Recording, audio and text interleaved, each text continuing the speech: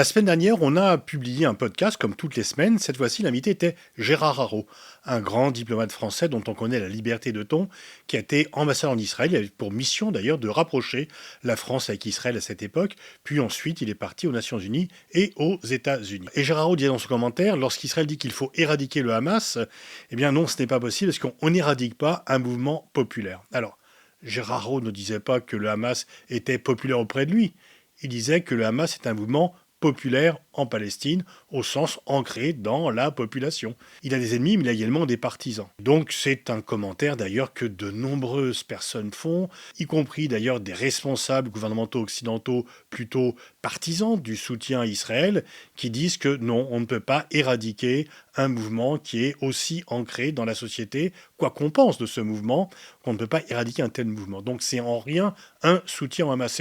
Pensez un instant que Gérard Haro, ancien ambassadeur en Israël, quand on le connaît, est un soutien du Hamas, c'est quand même franchement du grand n'importe quoi. Donc c'est déjà ridicule de traduire des propos de Gérard Haro qu'il soutient le Hamas, mais Clément Veil-Rénal, qui n'est pas à ça près, a été un peu plus loin dans l'idiotie, puisqu'il m'a attribué les propos tenus par mon invité. Bon, Gérard Haro, c'est lui, moi, c'est moi. J'aurais pu dire d'ailleurs la même chose, mais en tout cas, c'est quand même une drôle de méthode pour un journaliste que d'attribuer à quelqu'un des propos qu'il n'a pas tenus. Alors, il faut présenter Clément Veil-Rénal.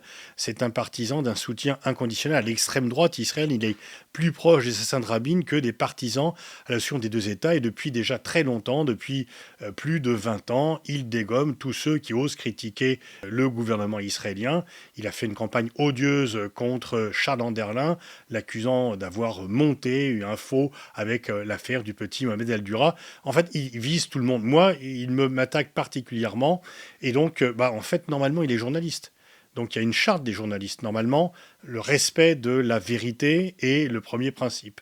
Mais évidemment, Clément Veil-Rénal ne respecte pas du tout ce principe. Parmi aussi la charte de Munich, la charte des journalistes, c'est s'interdire la diffamation, les accusations sans fondement. Et là, en m'attribuant des propos qui ne sont pas le mien, on est bien dans le cas d'accusations sans fondement. La charte du SNJ, publiée en mars 2011, tient l'esprit critique, la véracité, l'exactitude, l'intégrité, l'équité, l'impartialité pour les piliers de l'action journalistique. L'accusation sans preuve, l'intention de nuire, l'altération de documents, la déformation des faits, le détournement d'images, le mensonge, la manipulation, la censure et l'autocensure, la non-vérification des faits pour les plus graves dérives professionnelles. Donc on peut dire que Clément Veil-Rénal réunit toutes les conditions et il ne respecte en rien la charte de la déontologie.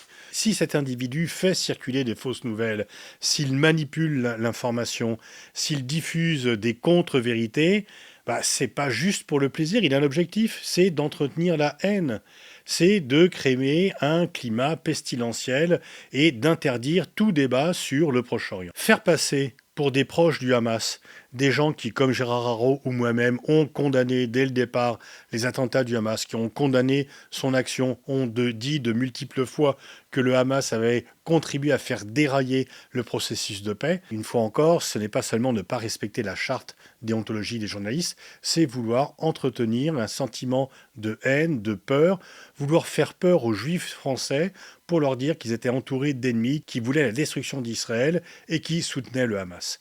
Et donc c'est extrêmement grave parce que c'est certainement pas la bonne façon de combattre l'antisémitisme. C'est au contraire créer un chaos pour dresser les communautés les unes contre les autres. Tous ceux qui sont pour la solution des deux États, tous ceux qui condamnent les bombardements disproportionnés d'Israël sur Gaza, en disant que ce n'est pas comme cela qu'Israël assurera sur long terme sa sécurité, mais ça, même le président Biden dit la même chose, et fait passer pour soutien du Hamas des gens qui ont pourtant dès le départ condamné les attentats, c'est vraiment vouloir entretenir le chaos et vouloir instiller un climat de haine dans ce pays. Bien sûr, on voit bien que l'idée, c'est là, depuis maintenant quelques jours, il n'y a pas une journée sans que Clément Veil-Rénal me mette en cause, il me met une cible sur le dos, il me désigne comme un ennemi des Juifs et d'Israël, et on voit bien donc quel est son objectif. Son objectif, c'est de faire taire ceux qui ne sont pas d'accord avec lui et avec ses amis extrémistes en Israël. Et donc il s'agit effectivement d'empêcher le déroulement démocratique en pervertissant